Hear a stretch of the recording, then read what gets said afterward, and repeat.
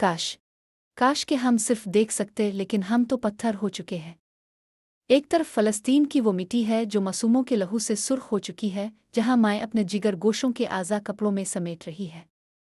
دوسری طرف سوڈان کی وہ گلیاں ہیں جہاں زندگی سسک رہی ہے اور موت رقص کر رہی ہے۔ کیا انسان اتنا گر گیا ہے کہ آج زندہ لوگوں کو آگ کی بھٹی میں جھونکا جا رہا ہے؟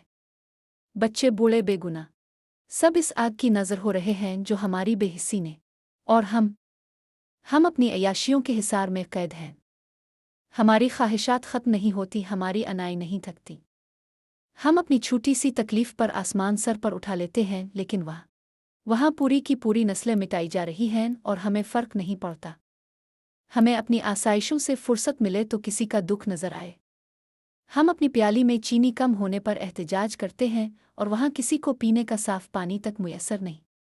سنبھل جاؤ اے انسانوں!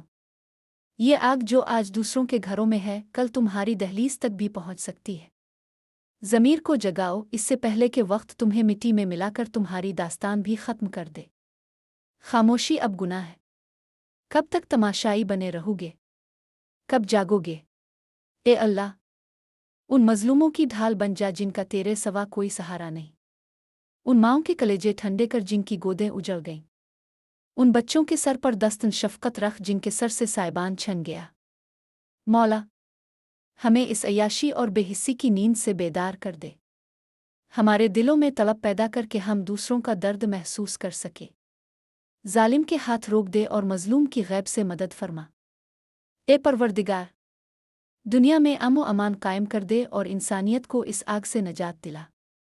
ہماری ٹوٹی پھوٹی دعاؤں کو اپنی بارگاہ میں قبول فرماؤ، آمین۔ سم آمین۔